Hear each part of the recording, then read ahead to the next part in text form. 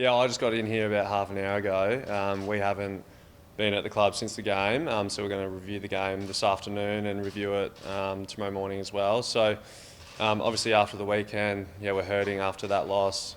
We set it up really nicely in the first quarter and then let ourselves down in the second quarter, and then the second half was just an arm wrestle. So we'll review it, and there was a few things that went wrong for us, and Ross is really good at outlining the things that we need to work on. So we'll do that this afternoon. Was it a hit to your confidence, the loss? Not so much the confidence. It's more so just we went away from the things that set us up really nicely at the start of the year, and we had a really good 3-week period a couple of weeks ago.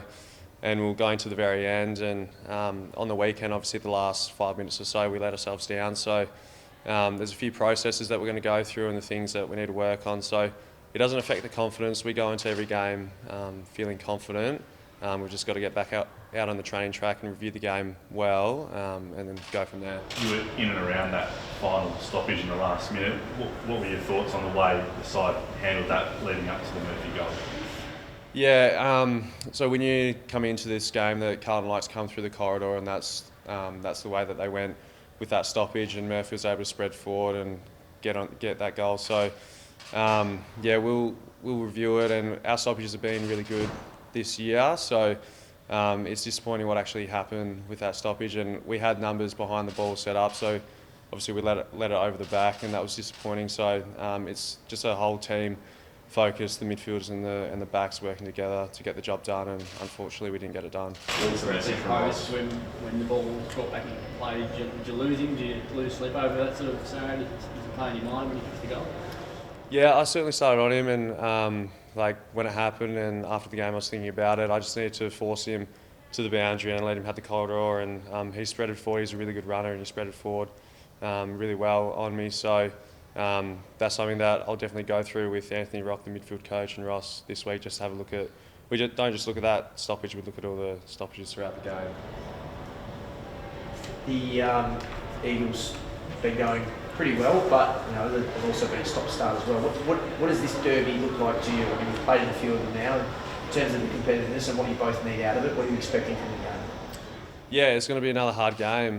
The Eagles have been playing some pretty good footy. On the weekend, they were able to get the win over Hawthorn over at the G. So our form's been a little bit indifferent as of late. We're trying to get back to that consistent four-quarter footy that we've been chasing all year. So this is another really important derby for us. There's been a bit of talk about how we haven't won one since 2015, but I think after the couple of losses that we've had over the last few weeks, if it was against the Eagles or anyone else, we were just going to come out this week and just play our best football. We just want to get back to playing really consistent football, and whoever comes in, if there's any changes for this week, we know that people are going to perform for us. Some talk about Aaron Sandland's being a potential. Would you like to see the big fella back? I'd love to see him back. He trained really strongly on Saturday. He had a big session and he did really well there, and he's been building really nicely over the last couple of months. So it was a really slow and cautious process with him, but it seems like he's back to nearly full fitness. So I think he's hopefully available for selection, but we'll see. With training this week, we'll have one main training session with the shorter week this week, so hopefully he's available, but yeah, we're not too sure. So you've experienced a long time out of the game. How hard would it be for you to walk straight into an AFL game without the waffle? Yeah, it would be quite tough. The strength and conditioning staff, they give us our best chance to come back and play senior football straight away, but in saying that, there'll be nothing wrong with him coming back through the waffle, but yeah, we do train really hard with the rehab program that they set out for us. So if he were to come straight back in, Aaron's a really hard trainer, so he'd be more than ready to go. Do you reckon, from what you've seen, he's got the fitness to just play?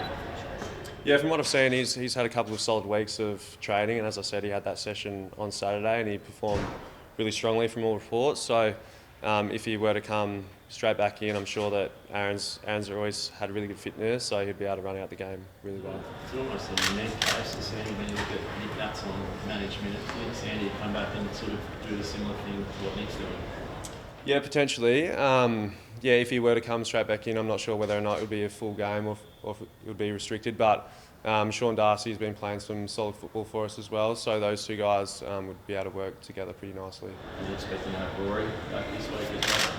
That's similar to Aaron as well. We're not too sure whether or not he's going to come back this week or the next week, but similar to Aaron, he's been training nicely, so he could be in the mix as well. Hayden Ballantyne, do you think the Derby is an opportunity, Rubbish, to come back into the team?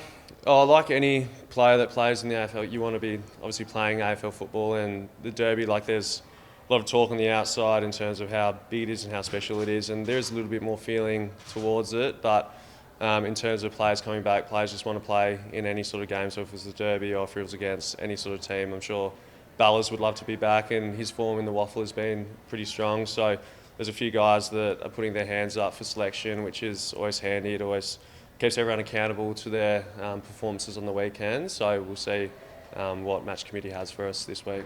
It's obviously the first home derby since the Gaff Brayshaw incident. In terms of internally, is that issue entirely put behind you guys now?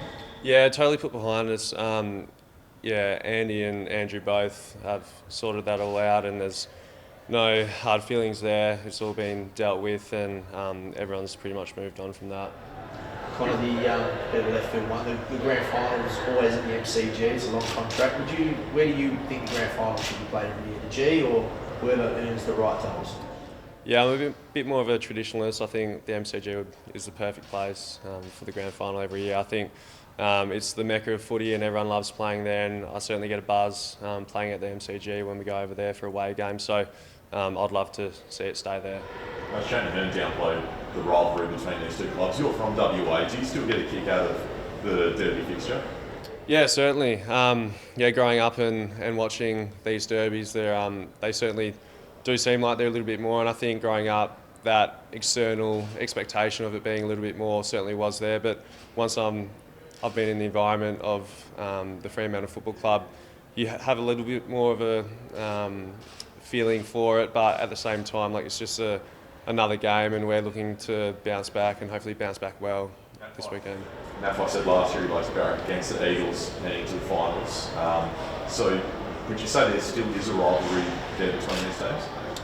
Yeah, there certainly is. I think obviously with how they're going and how they've been going over the last few years, they're a pretty successful team, and we want to get up and play finals. And I think, as I said before, like we haven't won a derby since 2015, so there is a little bit more feeling behind it. But yeah, at the same time, it's still just another game of football.